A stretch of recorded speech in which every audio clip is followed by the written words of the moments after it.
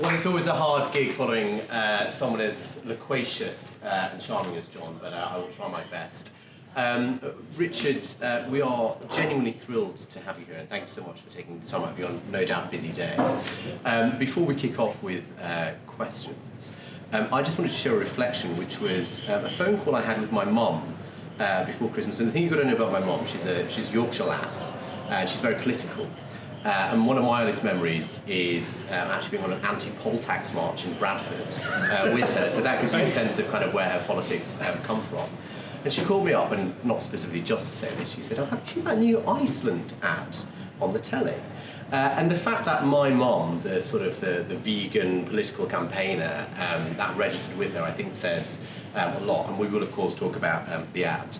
But I, and I know everyone else here, is particularly interested primarily in you and your journey. And in many respects, you and in Iceland, certainly in the last couple of years, have become renowned for taking a stand on very important issues. But you've obviously had success in your own right in business and before joining the family firm, so to speak.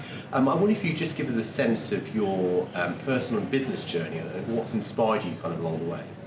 Yeah, okay, hello, good to be here. So yeah, my journey has been quite kind of winding over the last couple of years for sure. When I graduated in around 2001, I wasn't sure what I wanted to do, but I was absolutely certain I didn't want to try and emulate the old man because it would be a disaster. So I moved to London, qualified as a chartered surveyor, and actually ended up moving to Poland and set up a property business out there. Initially with backing from Lehman Brothers, which was interesting because they hit the buffers, so we had to kind of unravel ourselves from that. But actually, through hard yards and sort of tough times and good times, we grew quite a significant portfolio there. We managed to sell that and sell the management platform, and then we did it again in London around 2009, and we secured new funding, and I grew something that, you know, I was very proud of, that is continuing to thrive to this day. In fact, I always say it's doing much better now I left. But Poland was quite liberating, really, because no one had heard of Iceland or knew who Dad was. And for me, you know, that was a good thing, because I think the worst thing for my own, you know, sense of worth would have been to jump straight into Iceland, because, you know, big shoes to fill, and I think I needed to develop a certain amount of maturity and thick skin to give it a go. But I remember it was probably 2012, and I'd kind of felt now I'd proven enough to myself and to other people that, you know, I could make it on my own. But I arranged a coffee one morning with Dad, and at this moment he was buying the business back, private again. So it seemed like a very good opportunity, a good moment to give it a go, because once again it was a family business. And I said to my dad, I'm ready to give frozen peas a go for a living. And he's also from Yorkshire and very blunt and straight talking, and he said, "Oh, don't bother, just collect rents, it's far easier."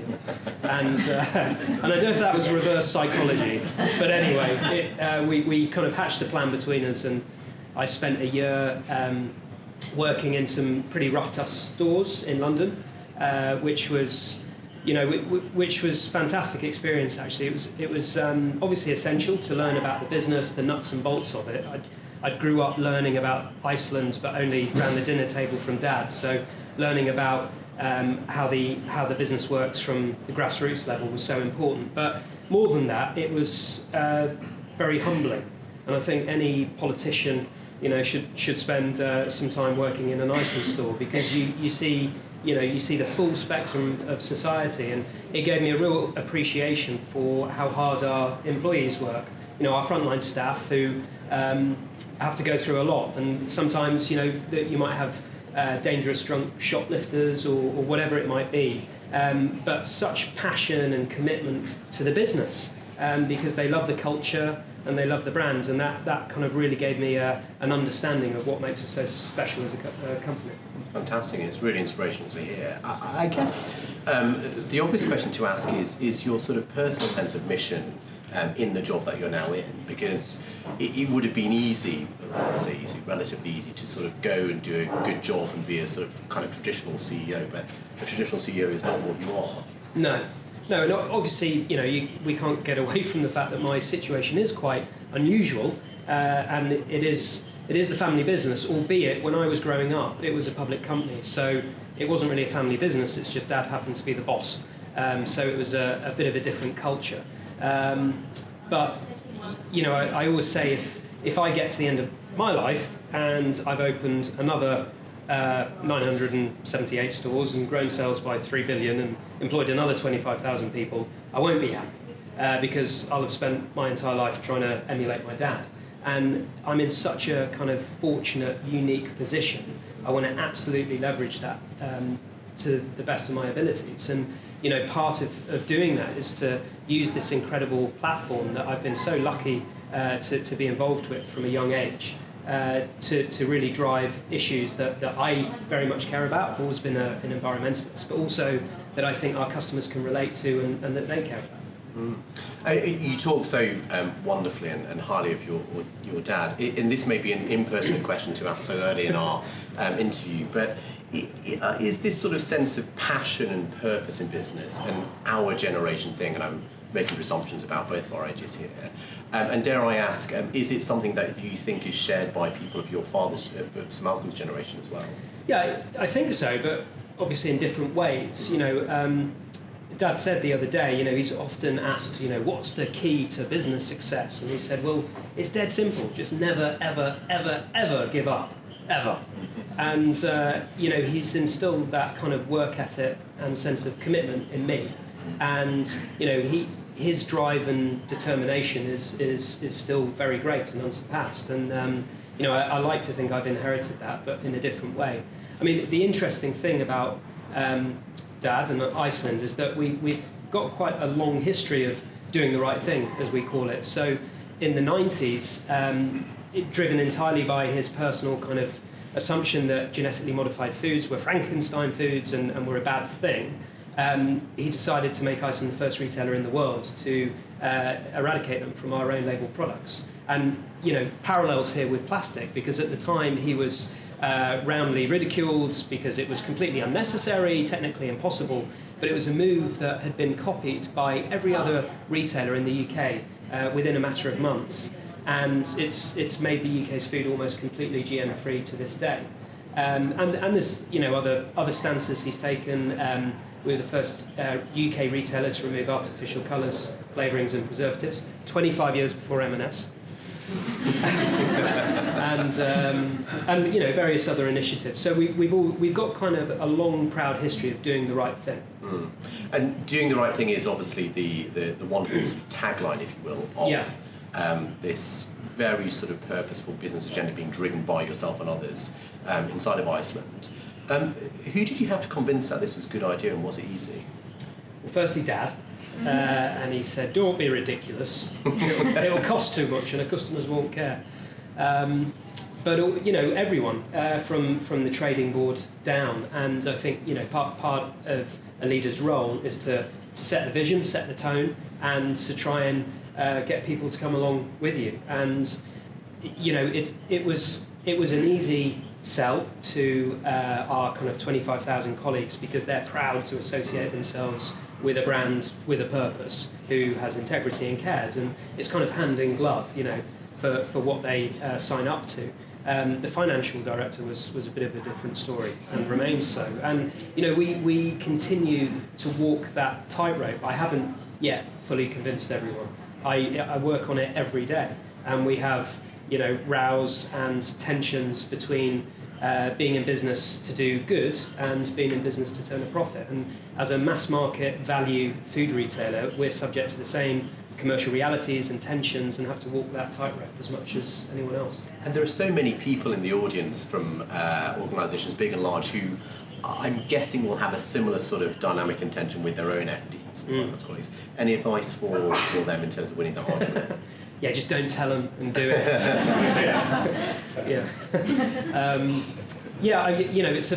It's obviously, even the FDs, you have to kind of persuade and sell the vision and explain why. And it all, as Simon Sinek says, it start with why, and that's always been the most powerful, persuasive way that I've found of being able to convince others that these crazy ideas like removing palm oil, which I was told was impossible, or removing plastic, which is impossible, but I don't care because it's the right thing to do, and we need to step up and recognise our responsibility and absolutely do as much as we can. And come 2030, which seems like a sort of ridiculously long time horizon to think about, but it's monumental in the sense of the SDGs are due to conclude, etc. If I walked into an Iceland store then, what would be different? What's your vision for the store, the products, the sustainability profile, all of those sorts of things? Yeah, well, certainly no plastics.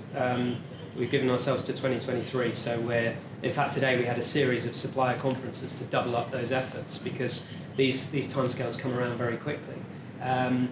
But I guess by that point I'd like us to be a sustainable business, and I will say Iceland is not a sustainable company. We're as I said, we're a mass market, high volume food retailer, but I want us to get towards that, and I hope that we're on the journey to becoming so. So with Hilary Berg, who's with me here tonight, who's my head of sustainability, we've been working on a broader platform as a company, looking at planet, environment, people, products, communities, and to try and create under one hub everything we do that's good.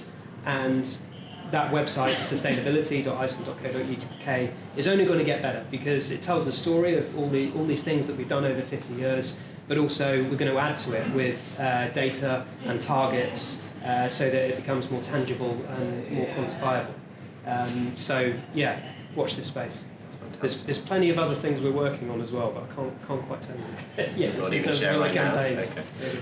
We can't go far in this interview without mentioning the now famous Rangtang ad. It would be lovely if my wonderful colleague Juliette, could assist me in playing it. I think it's worth rewatching.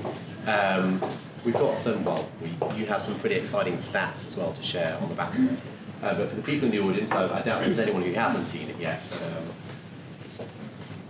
There's a Rangtan in my bedroom and I don't know what to do. She plays with all my teddies and keeps borrowing my shoe. She destroys all of my houseplants and she keeps on shouting boo. She throws away my chocolate and she howls at my shampoo. There's a Rangtan in my bedroom and I don't want her to stay. So I told the naughty Rangtan that she had to go away. Oh, Rangtan in my bedroom, just before you go, why were you in my bedroom? I really want to know. There's a human in my forest and I don't know what to do. He destroyed all of our trees for your food and your shampoo. There's a human in my forest and I don't know what to do. He took away my mother and I'm scared he'll take me too. There are humans in my forest and I don't know what to do. They're burning it for palm oil. So I thought I'd stay with you. Oh, Rangtan in my bedroom, now I do know what to do. I'll fight to save your home and I'll stop you feeling blue. I'll share your story far and wide so others can fight too. Oh, Rangtan in my bedroom, I swear it on the stars. The future's not yet written, but I'll make sure it is ours.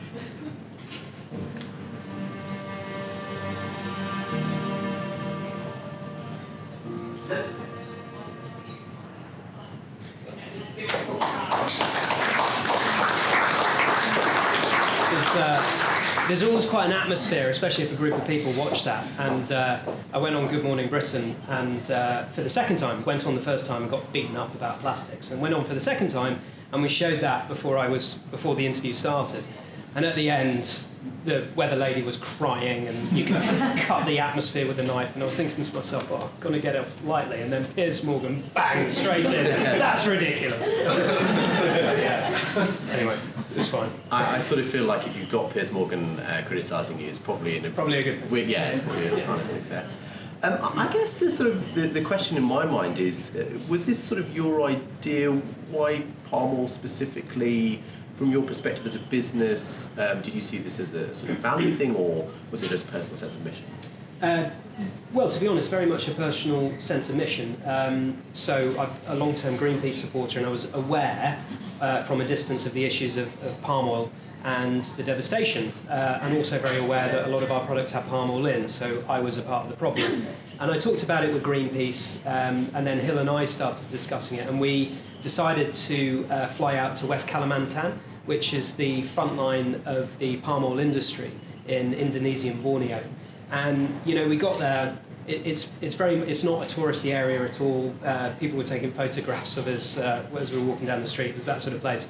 But we saw an environmental catastrophe, and it was absolutely heartbreaking because we did see a small amount of primary degraded rainforest that was left, and the incredible biodiversity. Rainforests account for only 2% of the surface area of the world, but 50% of all of our biodiversity. They're the absolute crown jewels, and yet we're chopping them down. In Indonesia alone, 146 football pitches of rainforest have been burnt or chopped every hour to make way for palm oil plantations. So the scale and the immediacy of this crisis is something that's hard to get your head around. And that's why going there and witnessing it for myself, after the rainforest, we went to these vast monocultures from one horizon to the other, where there was no sounds, no noise, nothing living. And it was just so sad. We took an hour's domestic flight and, looked out and saw nothing but palm plantations. And I was resolute when I was coming home that, we had to do everything we can to try and get out of palm oil. So it was very much a personal mission. And this wasn't just a Christmas ad. This is a campaign. It's still ongoing. Are there sort of impact stats that you can share with us about Rangtan? Funny you say that. I've just been handed these. This is the thing about PR. I don't actually believe the stat you've just given me. Apparently, you told me this the other day. So apparently, 7.6 billion combined circulation of press and TV. I said, well, there's not even 7.6 billion people on the planet, but apparently that makes sense. Some people would accuse us of jumping on the palm oil bandwagon, but the reality is no one was talking about palm oil until we started the campaign. And Google searches of the phrase palm oil went up 10,000% post our campaign, which shows the interest that we sparked. 80 million people watched that ad, which was banned. And 1 million people signed a petition to get it unbanned. And for me, the thing that I'm proudest of that we achieved was by the end of last year, there were significant new announcements by the palm oil industry committing to new policies on zero deforestation. So little old Iceland, yes, big company, £3 billion of sales, but we're 2% of the UK grocery market. We're de minimis when it comes to the global market for palm oil, and we don't actually buy any direct, but it was a great piece of corporate activism because we threw down the gauntlet, started the debate, and ultimately created so much noise that the industry couldn't ignore it. And how important do you think it is to get the average Iceland consumer exercised about these sorts of issues? And I don't just mean palm oil. It's a two-part question. First, and second, what are the issues that you think you could use to create action and advocacy for behalf? Yeah. It's an interesting question because last Sunday in the Telegraph there was a particularly snotty article that this journalist triumphantly concluded that because Iceland's customers are all poor and working class and therefore don't care about palm oil, that's why our sales didn't go up, and therefore the entire campaign was a total failure. Aside from being wildly generalistic about our customer base and hugely snobby, it was totally wrong. Because, especially my generation of business leaders, I think we're moving on from the Friedman doctrine that a business is only there to provide profit to its shareholders. I say that as one of Iceland's leading shareholders. The fact it didn't add to sales is of no consequence. And, there is a growing realization, especially considering, the lowering of trust in business, that businesses should be much more now than just a profit centre. They are an employer, a taxpayer, a community, a philanthropist, and indeed a corporate activist. So, for me, it was entirely successful and kind of missing the point, if you like. We also surveyed Iceland customers and found that over 80% of them supported our campaign on palm oil, and thought it was the right thing to do. So, I think actually the stats were fairly unequivocal that they care. It's just some of them, if you've got £25 a week to spend on food, you might not necessarily afford to be able to pay more. But that's where it gets really exciting for me, because we talk about democratizing environmentalism, and environmentalism is a very middle-class construct. Even Greenpeace, who you'd think would be quite down-to-earth and gritty, they call our customers the hard-to-reach. And 5 years ago, 10 years ago, it was only Waitrose customers who could afford to care about the environment. But now, empowered by social media and everything else, I think anyone, rich or poor, northern, southern, young or old, cares about these issues. It's just they might not necessarily afford to pay more for it. And there's incredible brand power, regardless of where your kind of brand sits in the market, to be able to do that with customers. I mean, customers, particularly millennial consumers, are increasingly looking to brands to take that stand and to be part of their sort of personal value identity as well. Again, sort of thinking about Iceland customers, is that something that you think you could stretch a little bit further? And I don't mean that as a sort of critical thing, but sort of how far can you take the environmental issue, the sustainability issue, the personal business issue with your customers to create action? Yeah, well, I mean, we are going to keep pushing it anyway because we see it as so important and use the company as a platform. But increasingly, I do see new generations of customer. I mean, we all talk about millennials, but actually, I'm a millennial. Millennials are getting quite old now, so it's Gen Z, the 18-year-olds who are turning up at our tills and especially applying for jobs. They really want to associate themselves with a brand with a purpose. John talks about the power of purpose, and it's very true. We're seeing that in new generations of customers that are coming to shop with us. Funny side story: when Iceland was a public company, a city analyst, rather full of himself, said to my dad, "Does Iceland sell sushi?" And Dad said, "Have you ever been to Iceland and Accrington?" But actually, funnily enough, Iceland Accrington now does sell sushi, and it sells pretty well. And that's because I think our customers are more aspirational now, and they might not have lots of money, but they want to buy things like sushi, and we're happy to be able to provide it at a price. Do you think there's room within the sort of retail industry at large, and particularly food and drink retail, for a sort of nimble entrepreneurial player like yourselves at Iceland as a company to influence sort of broader industries? You mentioned the leadership that you and your father took on plastics, and that's sort of now becoming just sort of table stakes almost in terms of the industry. Are there any other issues or sort of areas of progress that you'd like to see more progress from industry on? Yeah, definitely. I mean, certainly within our sector, food waste is such an obvious thing. It's very easy to point the finger at supermarkets. I mean, we actually hate waste because it kills our profits. And if you look at food waste statistics, only 9% of it comes from supermarkets, 70% of it comes from homes. But we have a part to play in that in terms of some of the mechanisms that we use to sell food. So I think, ethically it's wrong to throw food waste away, but also financially it's wrong, and such a huge contributor towards greenhouse gas emissions. So I do see that as kind of the next battleground, if you like. But again, if we're going to have the conversation, let's not have Chief Only Whittington or a celebrity chef preach to us about how you make pesto using disused carrot tops. My customers, they don't, by and large, waste food. If you've got £25 a week to spend on food, you don't waste food. And I think we've got a lot to learn from our customers about resourcefulness, ingenuity, and we need to start having the conversations on food waste at the correct levels and democratise it, like we're trying to do with environmentalism. So my mum obviously has shopped at Iceland. I can't say whether she is or she isn't a regular Iceland shopper, but she's in some respects that target market. Humble background, political in it sort of with a small p sense. How do you persuade her to switch over?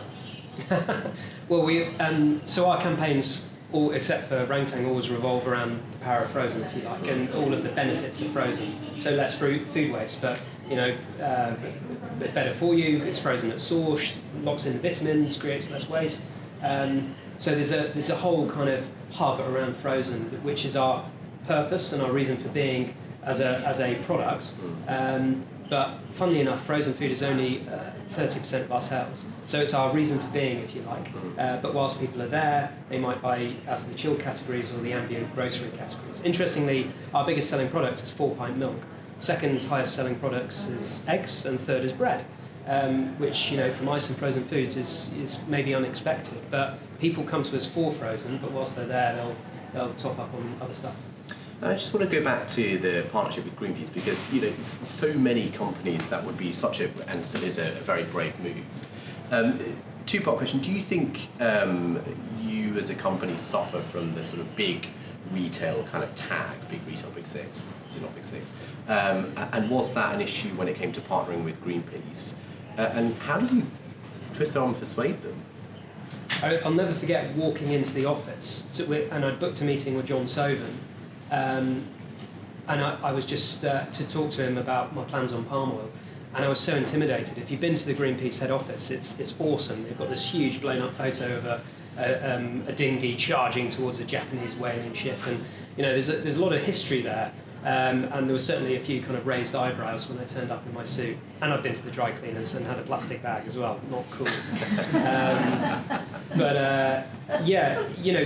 The approach with John, who's just an absolute stalwart of the industry and so knowledgeable and so experienced, we just tried to be open and work with integrity and be honest about what we were trying to do. And it was actually very easy to develop the relationship. He's now a close friend. Any advice for other companies? Yeah, well, you don't want to get on the wrong side of them. That's the advice. I think it's now probably fair and about time to open up to for questions. Anyone want to be brave and go first? I'll give you a free cake if you do. Aha! Gentleman back in. Sorry, I'll stand up. My name's Ian Roger from Hotel. So yes, I don't have that good relationship. No. We have a AGM next week, and if it's anything like last year, we'll have outsiders conversations. My question was more just about the limits of this approach and this style of campaigning. Yeah. I was really impressed with that, really agreed with the campaign, and wish her every success in the world. But what's its limits in terms of actually producing content? And more specifically, where does the idea of corporate with purposeful CSR actually reach its limits, and really, where does the market need government intervention? And at the end of the day, is really the key to progress in government standards and so on. Yeah. So there are quite a few different bits to that, but I'll deal with what I can remember. So on palm oil, we were super careful to develop the message and make it nuanced in that we weren't calling for a wider ban or boycott. And whenever I did interviews, I always said we are not anti-palm oil, we are anti-deforestation. So we're not happy with how the industry has developed its anti-deforestation stance over the last couple of years. They need to go way further, and therefore, almost as a protest, we took this stance. And you're right, it's not a kind of classic CSR sustainability type approach. But I also think those kind of tags and those words are falling out of favour. And I say we're a corporate activist, and we're great at picking a single issue, be it GM or palm or plastics, and throwing down the gauntlet and trying to affect change. But you're right, there are many risks with that. You can alienate others, and we're never going to fully solve these issues unless we collaborate and work together. So our campaign was divisive, and it certainly put me in for a lot of stick. I don't think I'm allowed back to Indonesia, but we're very happy to be part of the solution and not just walk away. And we're looking at how we can develop solutions with the industry in the future. And whenever there is meaningful progress by a player in the market, particularly on plastics, even if it's a competitor, very happy to be kind of open and applaud their progress, because I think on these big existential issues we need to work together to try and solve them. But you mentioned government intervention. I think on carrier bags, when the 5p charge came in, I thought it would make no difference, but actually carrier bag usage went down 80%, and that was a triple win for everyone, because charity donations went through the roof because 5p went to charity. Our profits went up because we were spending £10 million a year on carrier bags that we were giving away for free, and of course it's good for the environment. So I think business has a big role to play, but ultimately government does as well, and that's how we can enact proper kind of structural change, system changes, which is ultimately what we need. There is I guess, a broader point, isn't there, Richard, around a pointed question: what more does government need to do on particular issues? Because there clearly is a role for business, government, individuals. Are we broadly happy with the role that government's playing at the moment? I think first and foremost the government needs to govern, and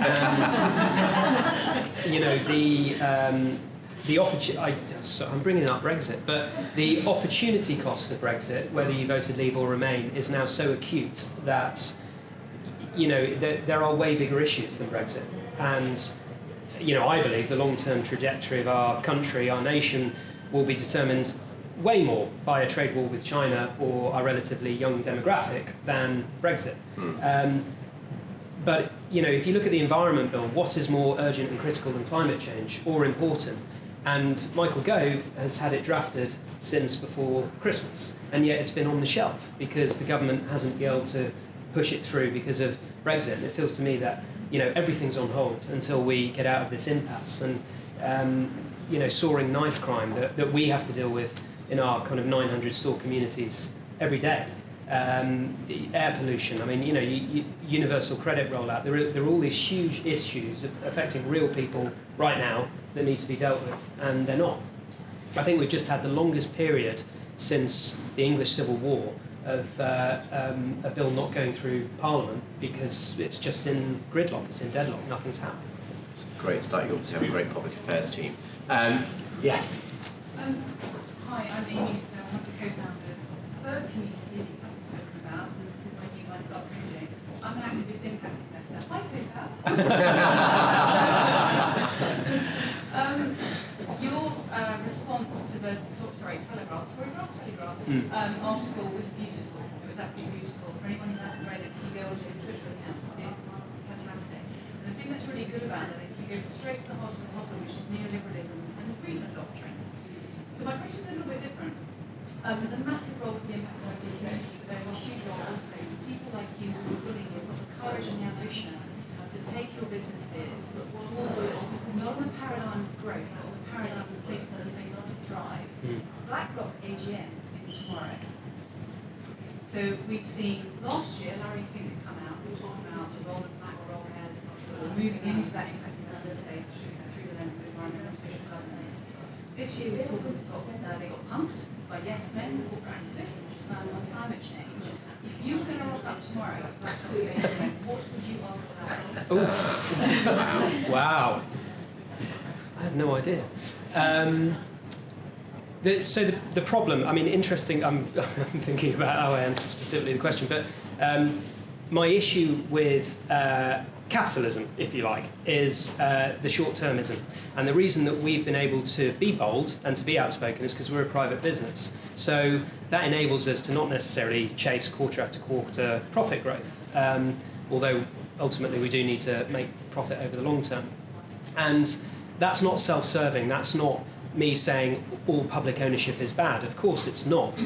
But I think part of the problem that we now have in our public markets is that here's a stat, I'm sure you know, the average share ownership on the London Stock Exchange is 22 seconds. So I don't think that person, or more likely computer, gives a toss about the CSR credentials, the long-term sustainability, the corporate pay packages of those businesses. And I think whatever type of capital you employ, it needs to be long-term in nature, and only then can you start to do good. So it would probably be something around how they're positioning long-term investing in BlackRock. Be a brave man to stand up for Larry Fink. Yeah. There was a lady here and a gentleman here. Let's take the Carolina Grigori, to Commercial Interiors. So from an operational point of view, we talk about going the impact through the products that you sell and everything like that. But from your store, the impact, the environmental impact. We specialise in sustainability areas within retail. But do you take action in your day-to-day operations and impacts through the refrigeration, obviously issues, materials, responsible sourcing, or everything inside that? Because there's huge environmental impacts. Yeah, indeed there is. In fact, Hill, you might want to jump in here, but we this is an issue we've actually.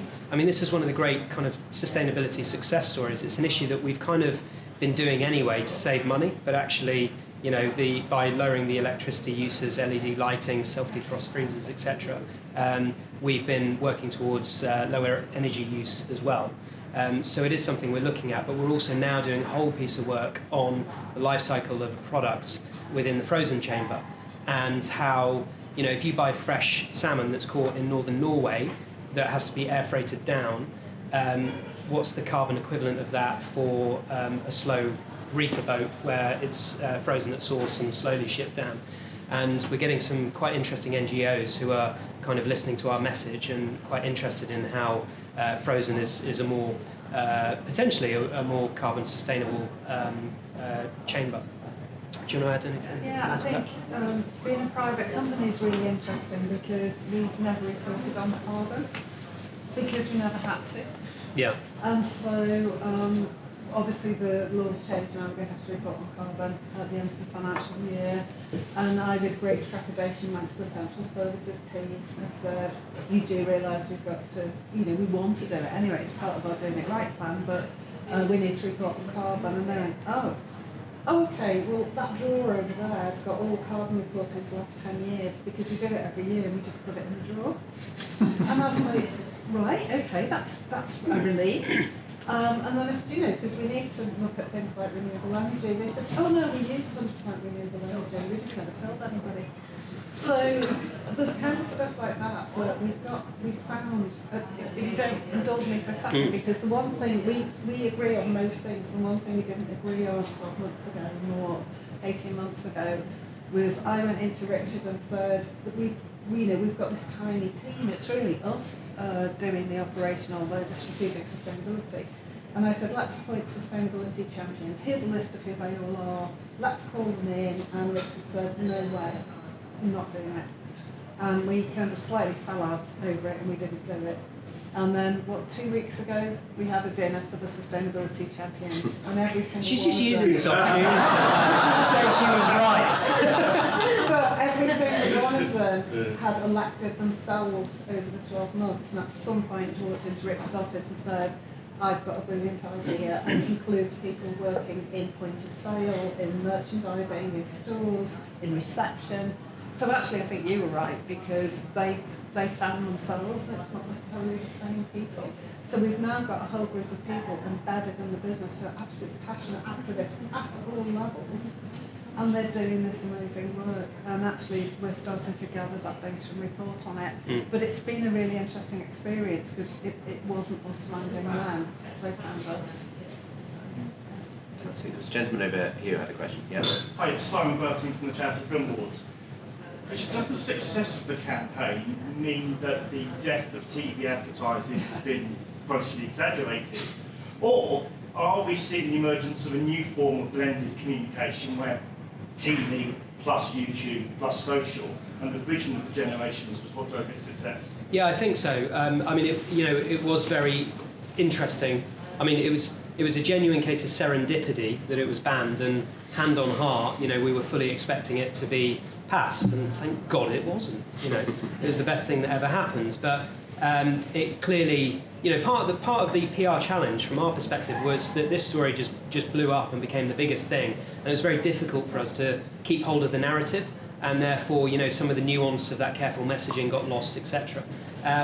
But it certainly did rewrite the rules, I think, on paid TV advertising, and it certainly meant that we've re-looked at how we weight our spend this next financial year, because I think the model is changing and very, very rapidly. I mean, who watches TV adverts anymore? I don't. No. There you go. Any more questions from you guys? Yes, please, James. Hi, James Pitcher from Whitbread. I have a couple of practical questions. Both my parents are from Yorkshire, so they tell me to get to the point. I thought I'd follow your trend. How are you going to use your own approach that you're taking with your own brand products to influence the other brands you sell? Yeah. And then a second question, with eliminating plastics, you set some impressively tight timescales. How are you working to make sure you don't remove or eliminate one problematic material and introduce other problems down the line, or other problematic materials that back in the decade think, oh, Yeah. that combustible stuff wasn't actually that good?